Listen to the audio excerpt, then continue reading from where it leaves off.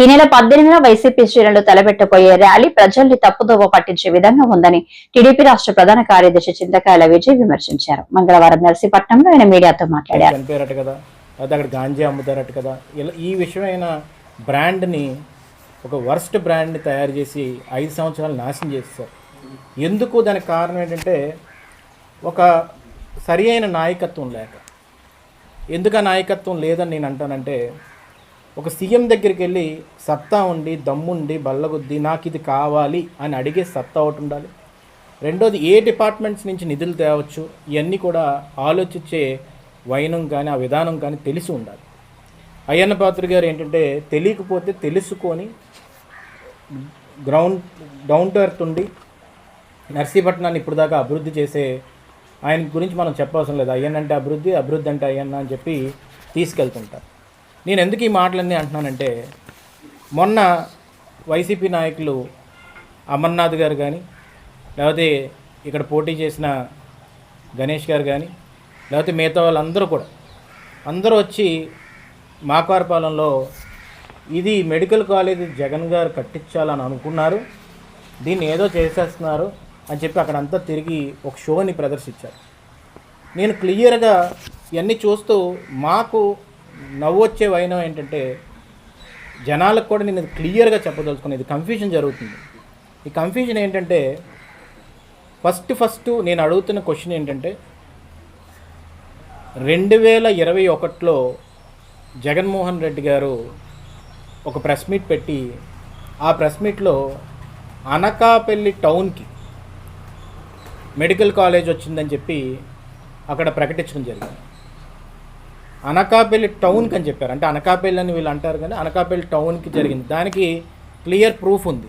ఆ ప్రూఫ్ ఏంటంటే, ఆ రోజు జగన్మోహన్ రెడ్డి గారు ప్రెస్ మీట్ పెట్టిన వెంటనే ఇనాగ్రేషను అమర్ గారు, తర్వాత అవంతి శ్రీనివాస్ గారు, తర్వాత అనంతరం మొత్తం శెట్టి శ్రీనివాసరావు జ్యోతి వెలిగి శ్రీనివాసరావు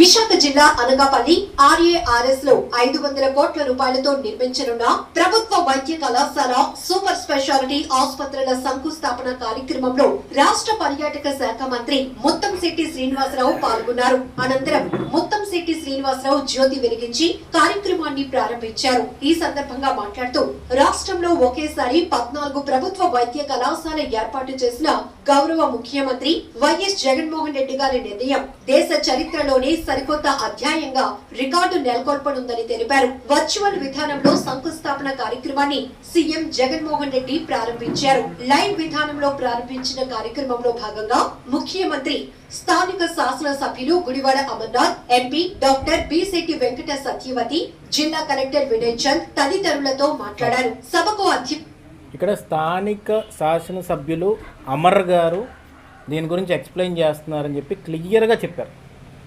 ఆ న్యూస్ మన లోకల్ న్యూస్ ఎవరిదో. ఆ రోజు 21 రోజే, అదే రోజు జగన్మోహన్ రెడ్డి గారు మాట్లాడిన ప్రెస్ మీట్ వినిపించు. మచిలీపట్నంలోను, అమలాపురంలోను, పాలకొల్లులోను, బాపట్లలోను, మార్కాపురంలోను, పెనుగొండలోను, నంద్యాలలోను, ఆదోనిలోను మొత్తంగా ఈ 16 మెడికల్ కాలేజీలు ఈరోజు చాలా గర్వంగా, చాలా సంతోషంగా ఈరోజు శంకుస్థాపన చేసే కార్యక్రమానికి శ్రీకారం చుడతా ఉన్నాం.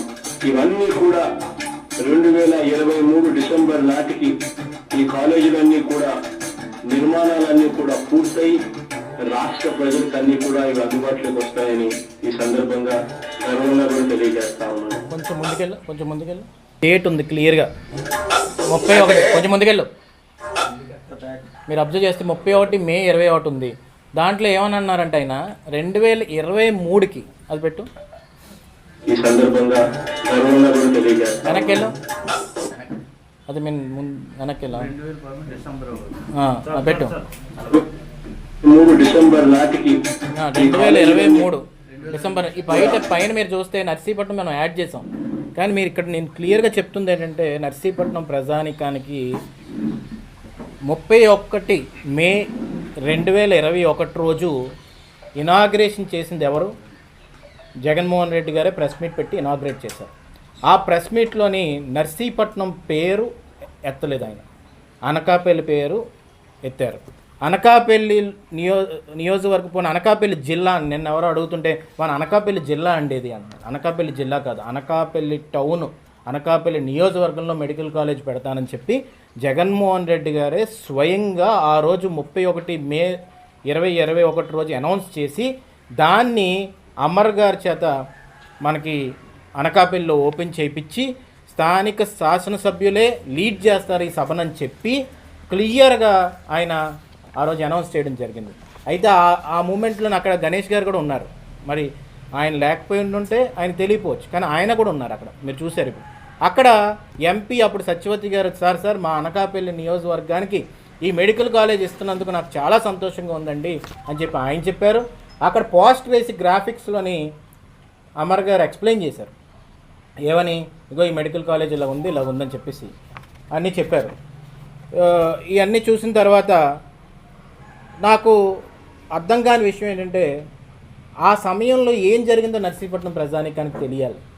ఏంటంటే నర్సీపట్నం నియోజకవర్గంలో జరిగింది, నర్సీపట్నం హెడ్ క్వార్టర్స్ అవ్వలేదని చెప్పి నర్సీపట్నం ప్రజానీకం మొత్తం కూడా చాలా బాధలో ఉన్నారు. ఆ టైంలో అనకాపల్లి హెడ్ క్వార్టర్స్ అయింది, నర్సీపట్నం హెడ్ క్వార్టర్స్ అయి ఉంటే బాగున్నేమో, మా జీవన స్థితులు కూడా మారుతాయి కదా, ఇక్కడ కలెక్టర్ ఆఫీస్ వస్తే బాగున్నేమో ఇదని చెప్పి నర్సీపట్నం ప్రజానీకం అందరూ కూడా రోడ్డు మీదకి వచ్చే వైనం అది. అలాంటి సమయంలో చాలామంది అనుకునేది ఏంటంటే అయ్యన్న పాత్రుడు గారు ఎమ్మెల్యేగా ఉండి అయ్యన్న పాత్రుడు గారు కానీ తెలుగుదేశం ప్రభుత్వం ఉంటుంటే నర్సీపట్నం హెడ్ క్వార్టర్స్ అయిపోయిదిరా, ఎందుకంటే ఆర్టీఓ బంగ్లాని అలాగే ఉంచాడు, తర్వాత అన్ని స్థలాలు కూడా అలాగే ఉంచాడు, మన హెడ్ క్వార్టర్స్ కోసమే కదా, సరైన నాయకత్వం మనం పెట్టుకోకపోవడం వల్ల ఇది జరిగింది అనేసరికి ఇది ఎక్కడ ప్రాబ్లం వస్తుందని చెప్పి దారుణమైన విషయం, కన్ఫ్యూజన్ అయిన విషయం ఏంటంటే ఆ టైంలో అపోజిషన్ వాళ్ళు మనం మాట్లాడుతుంటే